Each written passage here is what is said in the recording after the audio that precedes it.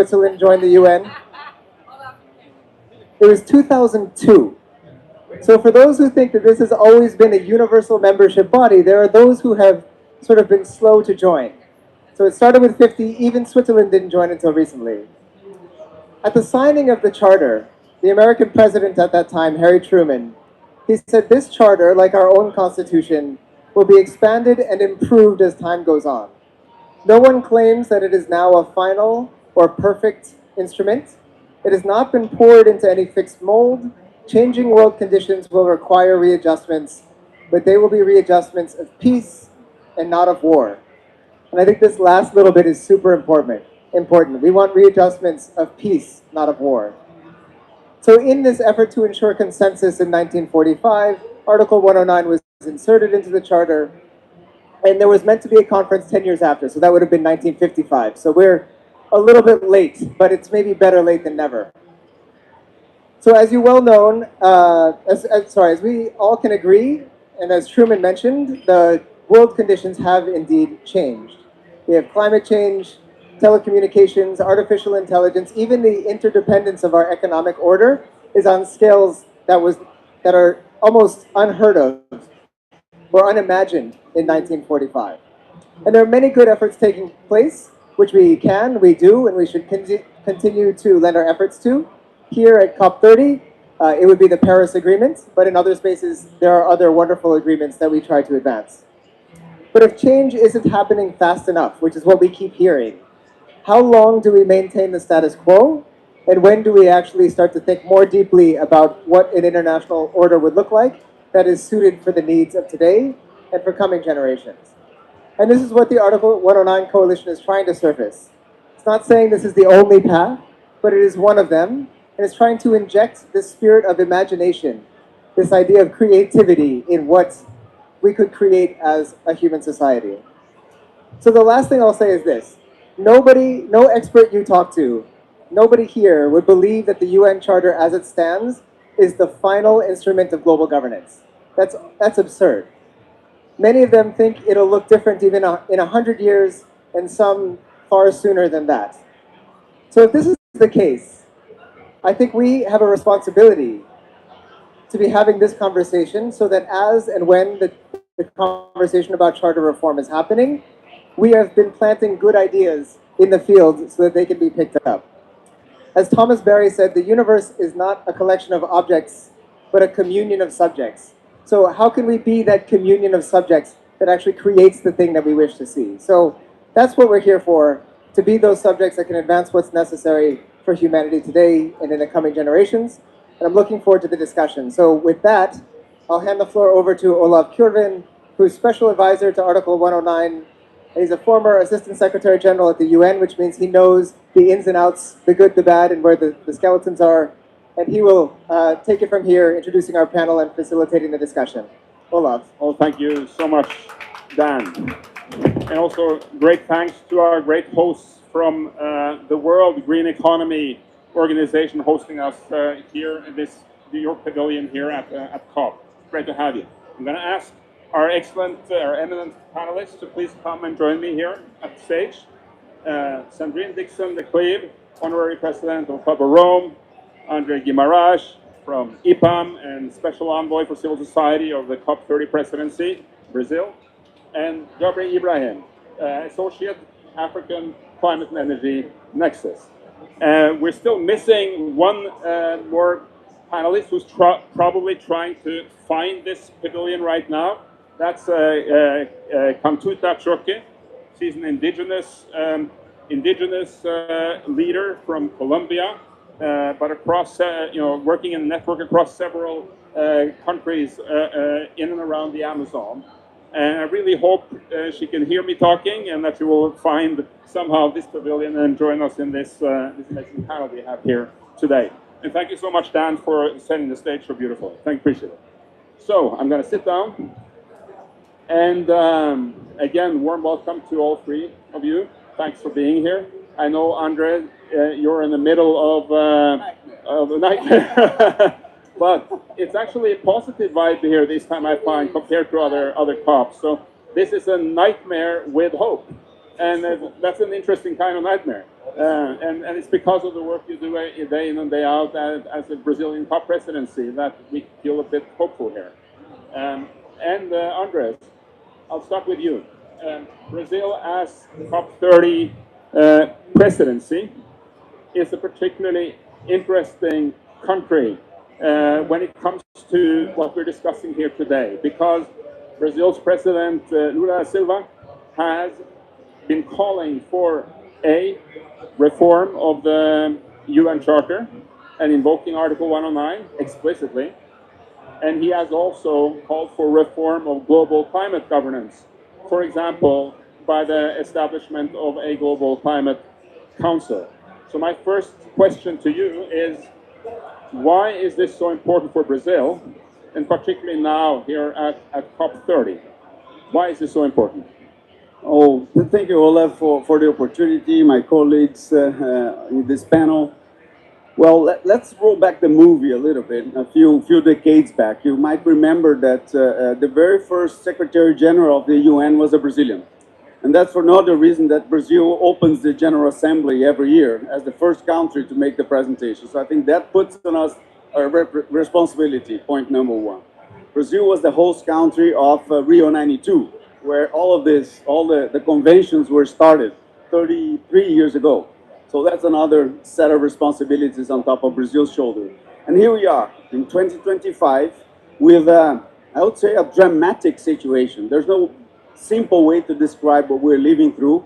We have, as I like to say, retail problems, let's put it this way, as a metaphor. Retail meaning extreme events here and there, which is damaging houses and damaging people's lives and so on. But we also have a wholesale impact with, for example, the increase in temperature, which is affecting the capacity of the forest in this country and many others to circulate water. In other words, food security that depends on that water is being affected. So at the end of the day, we are in a climate crisis, yes, but we are at risk of shortages in food, of food inflation in the future, in addition to many, many other specific problems that we are facing already. That, all of that, Olaf, in my view, requires urgent action, but requires permanent action. And I think the UN structure today is outdated. I've worked for the World Bank, and I don't know if you know that the acronym for the World Bank is IBRD, International Bank of Reconstruction and Development.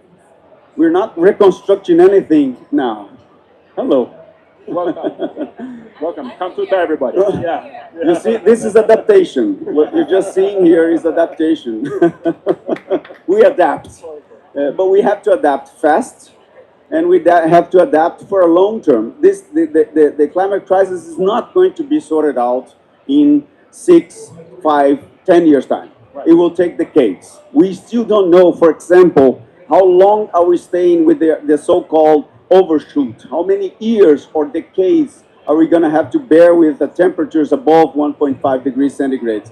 If it's only a few years, it's one thing. If it's a few decades, it's a different thing. So the methodology to deal with that changes, and we need a, let's say, rethought UN structure to deal with this kind of issues. So I think, again, the convention coming back to Brazil after 33 years, all of this energy here, which I think is very positive, this is a good momentum to start and eventually move on with these conversations, Olaf.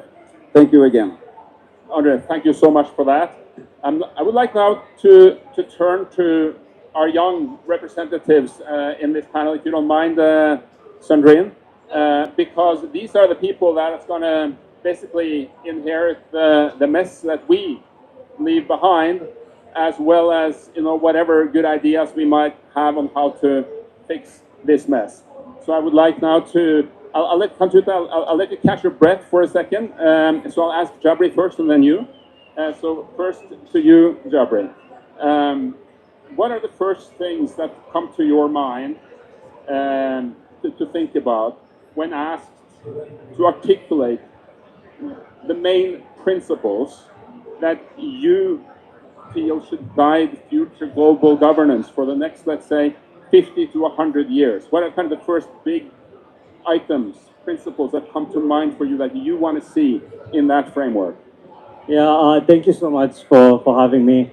Me and Kantuta are actually part of the Secretary General's advisory group on climate. I'm also catching my breath. I had to run here, but I'm Kenyan, so we're good at running. Yeah. I just, I just want to say one thing. I mean, does the current climate regime work well? No, absolutely not. It's a lot of the goals enshrined in the Paris Agreement, a big moment for us, has not been met. Almost none of the goals are at pace. There is no efficiency. When I think of the principles of any conventions in the UN, whether it's the Rio Treaties or anything coming out of the General Assembly or any convenings by the UN, is the spirit of multilateralism, that each country has a voice. And within the climate regime and the UNFCCC, we just throw that word around UNFCCC, but it's a convention, the Framework Convention on Climate Change. And in that convention, every party to that convention has an equal saying. An island has an equal saying as the US, if the US was in the room, or China. So I think that spirit of multilateralism is missing in other bodies within the governance system of the UN. When, at this moment in time, with all the conflicts, with every issue going on in the world, and the inability of the UN to step in, it's called into questions if the UN should exist. So, and that it's a very existential moment for the United Nations, and a lot of us who are maybe in the UN system in some capacity, it's also an existential question of what next? What can the world look like post the existence of the UN? I just want to call on two things. I mean, it is a huge travesty what's happening in Gaza, in the Middle East. The inability of the UN to make any semblance of a decision, to make anything happen there, is completely unacceptable. That one party within the UN can act as a stopgap on action is completely unacceptable. And it's, in my opinion, that is completely outside the scope of the principles that set up the UN.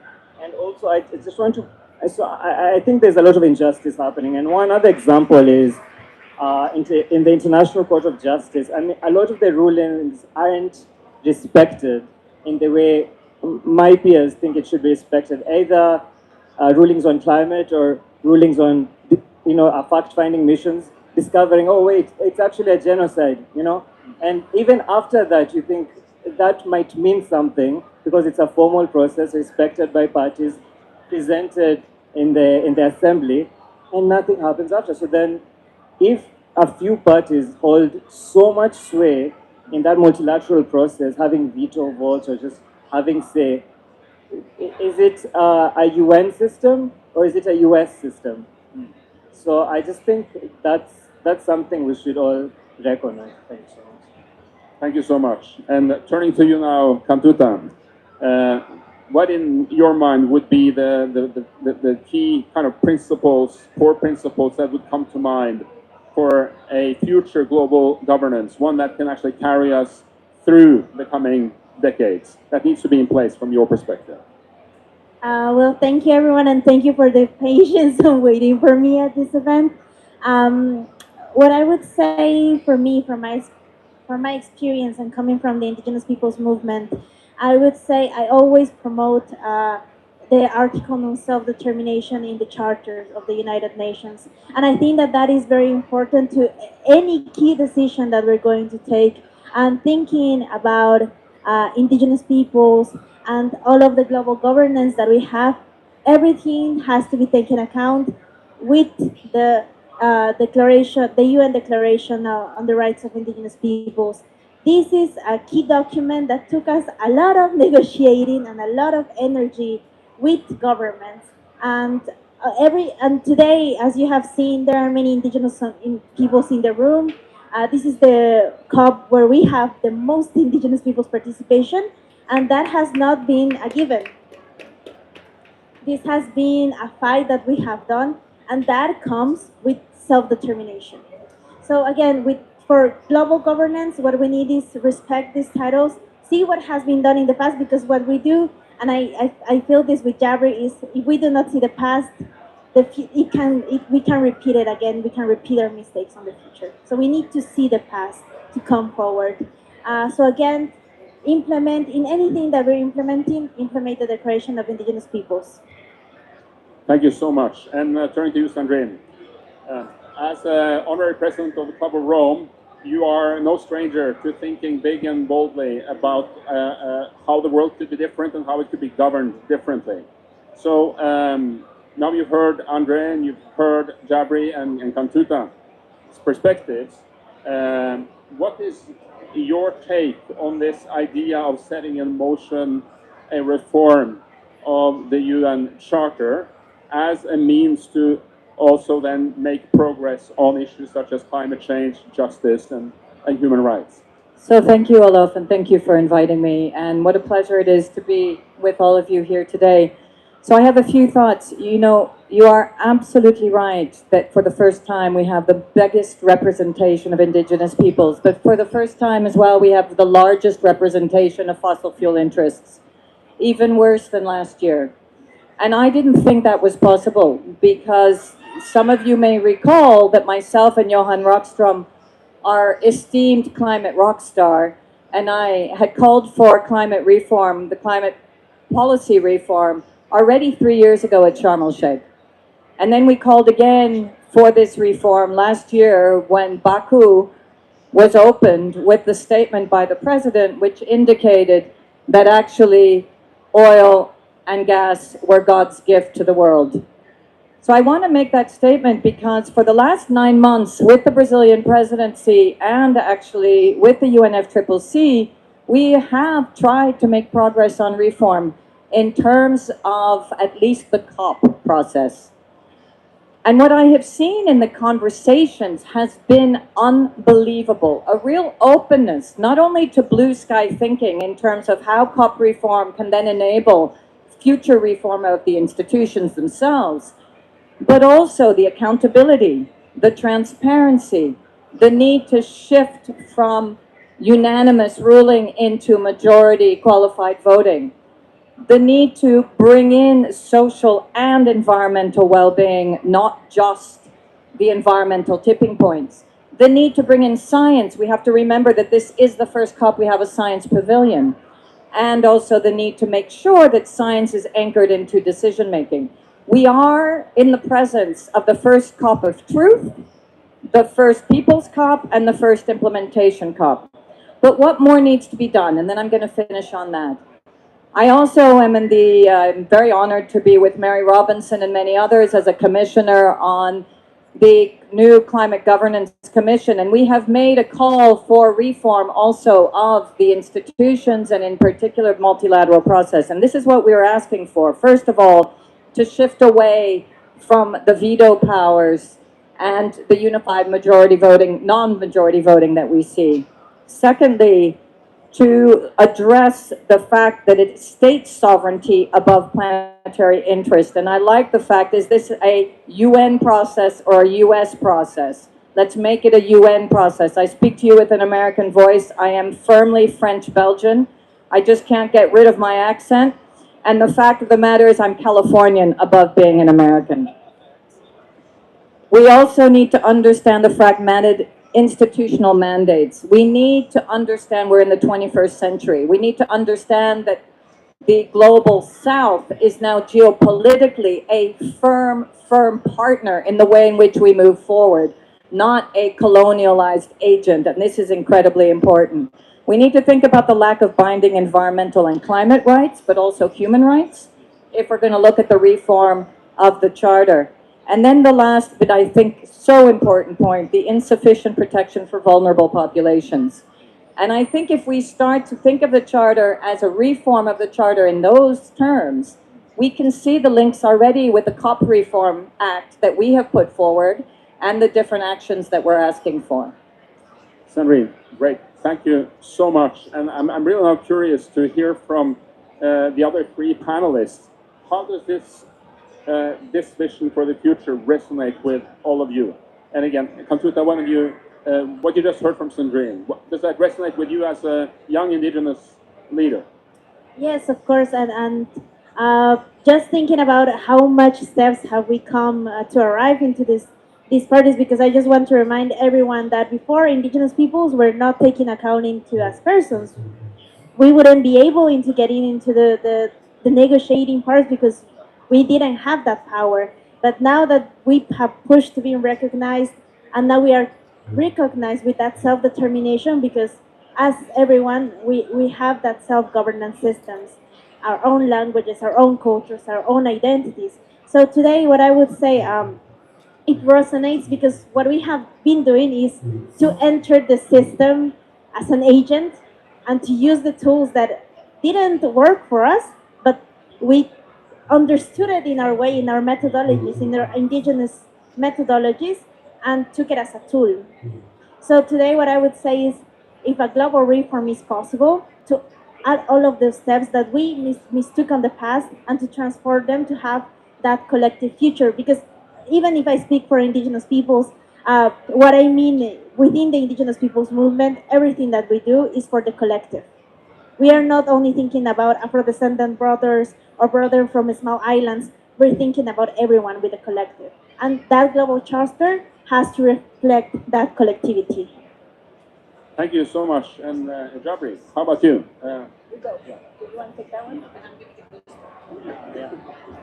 one? I mean, of course, I think those 5 points, 100%. I mean, when the UN Charter was put into place, my country wasn't part. Kenya was not part of that process. Kenya had no voice. Right now, Kenya is acting in a very different. Our foreign policy is much more robust. Kenya plays an oversized role in climate diplomacy. We play an oversized role in climate emission. Kenya has never had a coal power plant. We have no plans on building a coal power plant. And this kind of thinking is something that can only happen, in my opinion, in global South countries, kind of community. And I think what Kantuta is also alluding to, and we've had discussions with her during our group meetings, is that when the indigenous people were protesting and when they broke in, that was also a collective action for humanity. And that is not violence. I think real violence is what the corporations are doing, but that's never seen as violence. So I just want to say that, and self-determination, 100% for nations, for parties, for indigenous peoples, is so paramount. It's also hard to finish with, with a point of hope. But I just, maybe one thing I can say about this moment within climate diplomacy, even with some parties and some non-state actors have left the process, is within some of the discussions around my African peers, they've been calling it kind of a mask off moment. And it's a refreshing moment because everyone you see around the room now is people that will build the climate future with. And, it's going to be a pendulum, and climate, PR is going to be popular again, like 3-5 years. And then some agencies, some corporations might come back, some parties might come back. But I just want us to look around the room, eyes open, and see who is here that we'll remember in the future. Yeah, thank you. Yes, Andres, what are your reflections on listening to this, and also commenting maybe on Sandrine's great 5 points we just heard? Yeah, well, here's how I see it. In addition to, I agree with you, it's a cup of the people, it's a cup of the truth, the cup of implementation, but it's also the cup of inclusion. Yeah. And I think it includes people, yeah, but it has also to include, economic sectors, to include, the financial decisions. And once again, let me give you a tropical forest example. The model that took us here, Brazil, for example. 50 years ago, Brazil was a net importer of food. The Amazon was 98% protected. Cerrado, the central savannas of Brazil, was 85% protected. Now, 50 years later, Brazil is number 1, 2, or 3 in production and exports of commodities globally. Cerrado is 50% over. Amazon is 20% over. 20% deforested. So the process that took us here is not going to be the process that will take us to the future. So we need to rethink, things as they arrive today, and we need to look at the future. But the problem is the urgency. we can't wait. I mean, we've been designing this model that we're living through today over the past, what, couple of centuries, maybe 300 years. And we have, maybe a few decades, maybe a few years to change the process. So again, the UN Charter report, reform, in my view, Olaf, is something that needs to happen immediately. We are not reconstructing the world anymore. We have to change the world. And this requires speed, in my view. So, thank you. Because then, given that urgency and the fact that we have to kind of create a global governance fit for the fact that we live to our necks in the Anthropocene by now, what are your kind of 3 priority issues that you want to see tackled through the UN Charter reform process? I'm glad you've quoted Anthropocene, because some friends of mine, some scientists are saying that this is the Pyrocene. Yeah. We are stepping into the fire season, as we can see over the past few years. Yeah. But jokes on the side, Olaf, I think, again, it's the sense of urgency, I think. As Sandrine just said, I mean, we have lots of, different sectors and different groups of interest here, but we also have the oil interest. And as we have seen over the past few days, the petroleum debate is creating obstacles to promote the discussions as they've always done. And that has to be interrupted. We can't wait for another 2-3 COPs to start acting. The curve of emissions has to go down in 2-3 years. Otherwise, we won't hit the targets, right? And to finalize, Olaf, and I have to bring that discussion again to the tropical forest. Let me say one thing very clearly.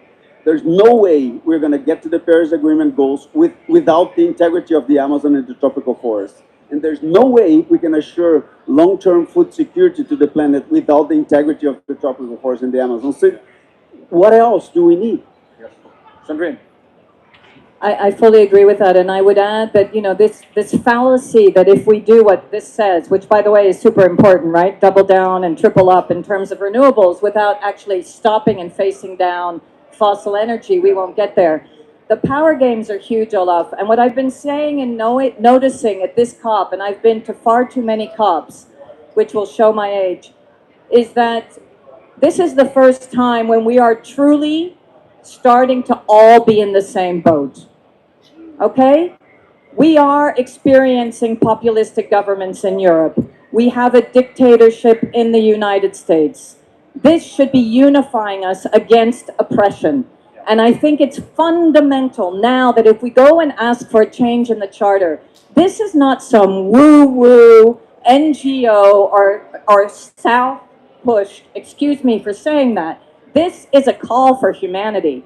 This is a call for a 21st century that needs to save humanity from itself.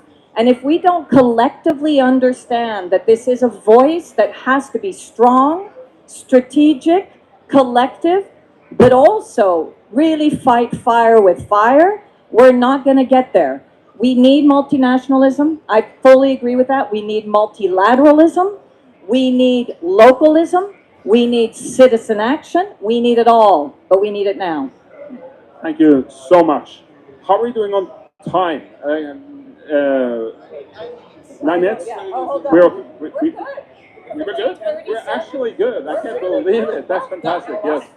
Yes. I have to say, Sandrine, that this really strikes a chord with me, because I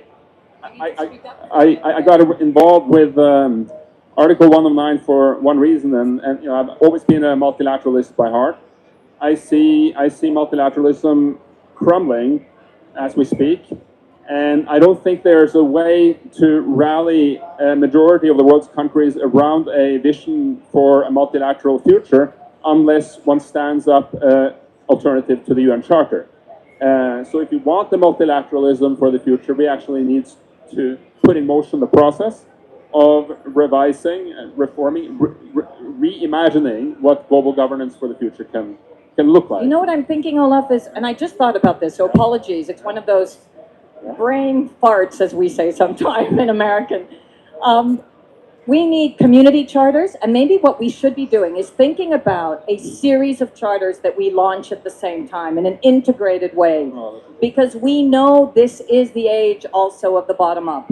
And so I call upon us to think about this. What does it mean legally? You know, we just had the most disastrous vote in the European Parliament yesterday that was 100% fascist, has determinedly eliminated our environmental and our social reporting because we were bullied by the United States and it was used against us in terms of the tariff scheme.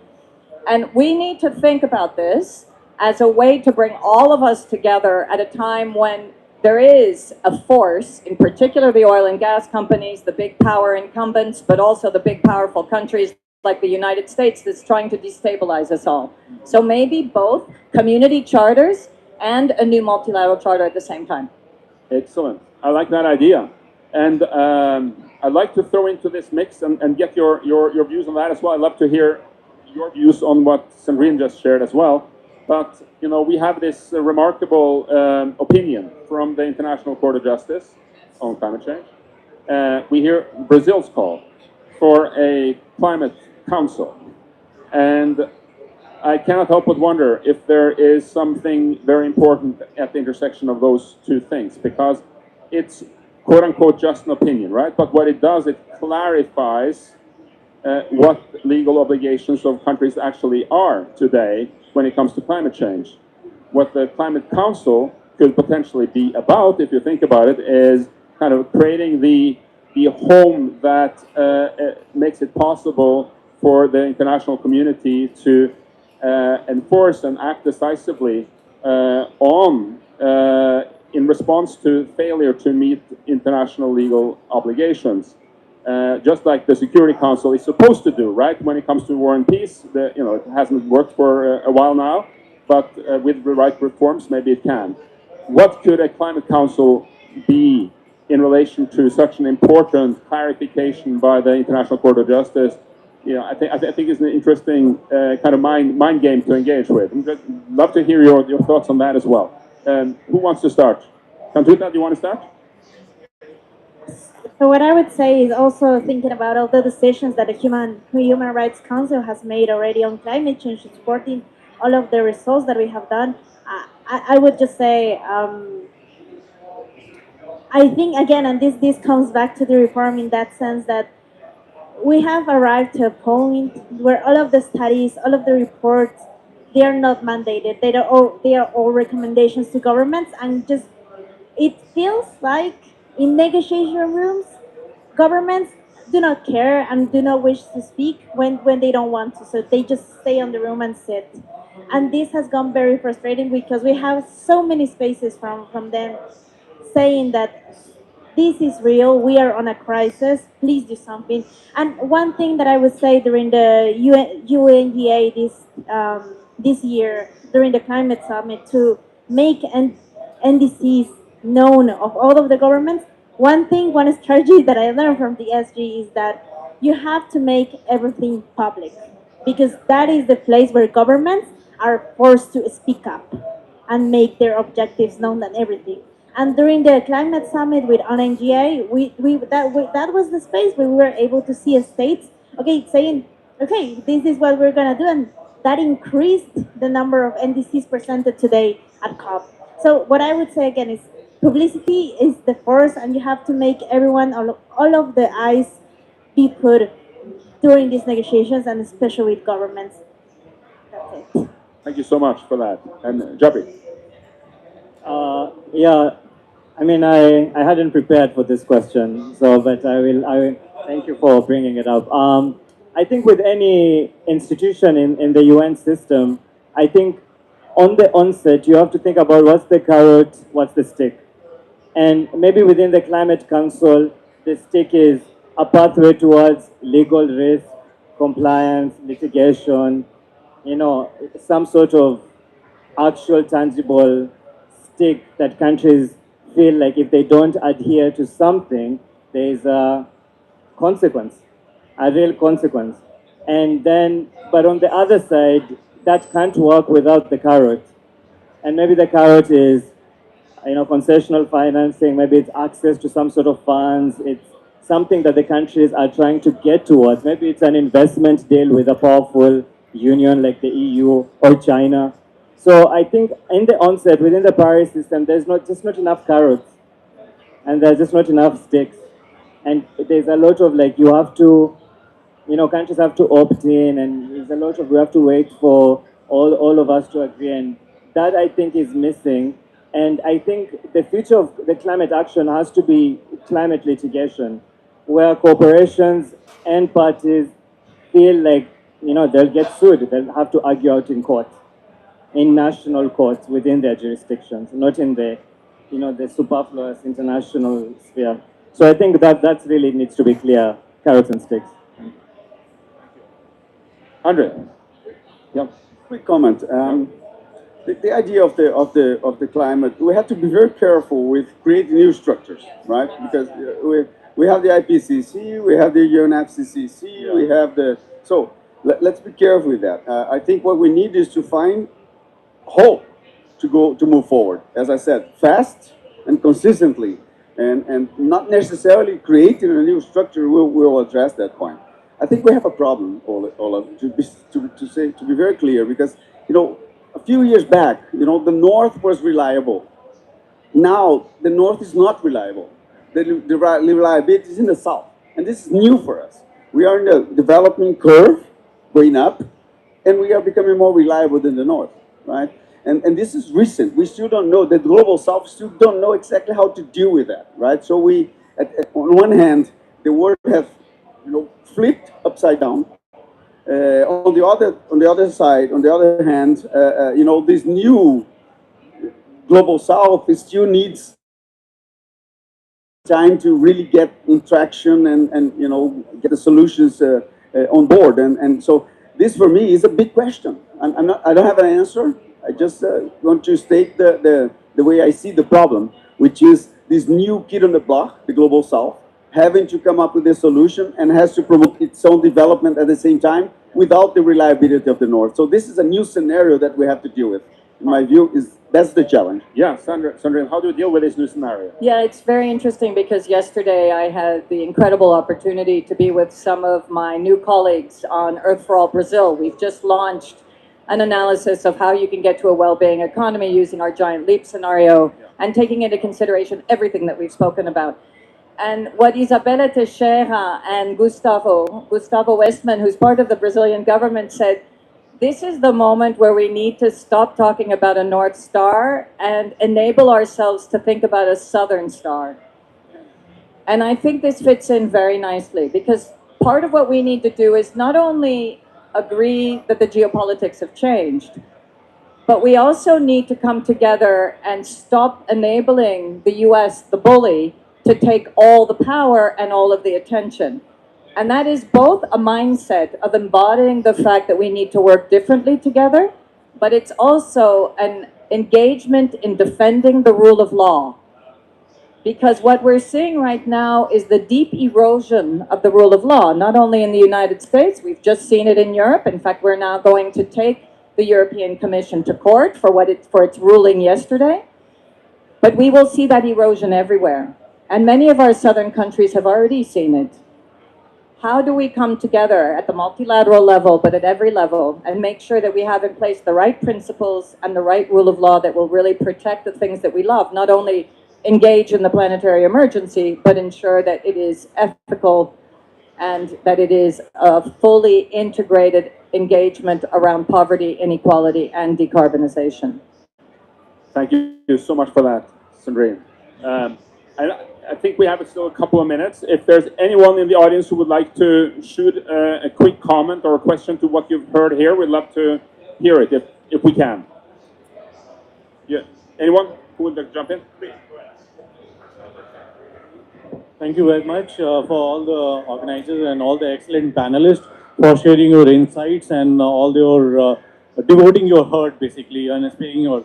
I understand that we need multilateralism, we need bottom-up action and everything, but I still believe that we are not going to see any foreseeable future where we stop basically interest of these interest groups like oil and gas companies and fossil. They will continue to fight. The developing country, they will continue to fight for the fair share. What really matters, we need to devote a lot of our intention and focus on the bottom-up approach, where we enable the local community, local grassroots organizations, local NGOs, and also communities at the cities level to do the climate action on ground. So that's my strong submission. Thank you.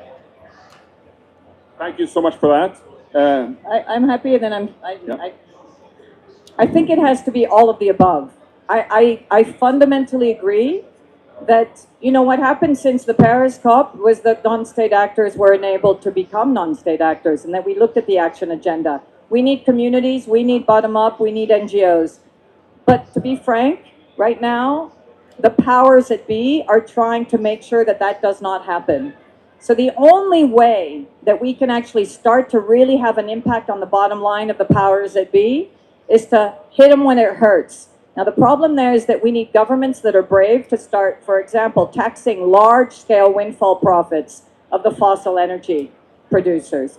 We need to look at wealth taxation. What that starts to do is it creates the funding for the just transition. It starts to bring the power back to people where we can control those demons that have gone way out of control in terms of the way in which they're using the money. So money does talk. And the other thing is knowledge is power. We need to make sure that we control both. Just a quick reaction. This is in the words of the UN Secretary General last week. He said at some point, "This is the COP of implementation, implementation, implementation." And implementation is on the ground. Implementation is not here. Implementation is in the neighborhood. Implementation is in the company. Implementation in the economic sector, in the municipality. So I couldn't agree more. I think the bottom up is what is needed, but it's also what's very challenging. Okay, we've come to the end of this very, to me, informative, interesting, stimulating, and energizing panel discussion. I want to thank you all four of you.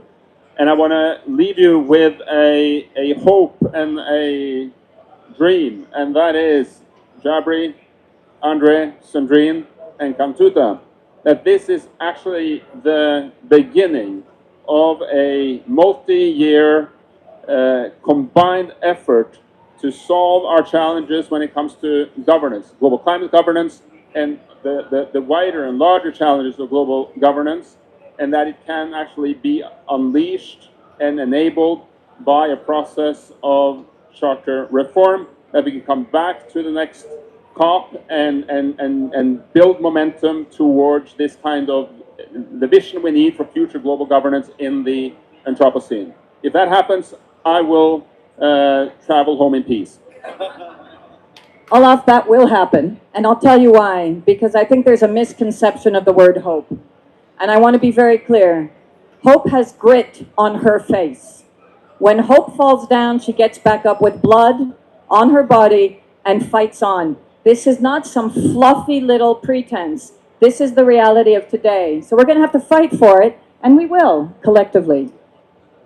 Thank you so much for those final words, Sandrine. Please. We're done. Thank you.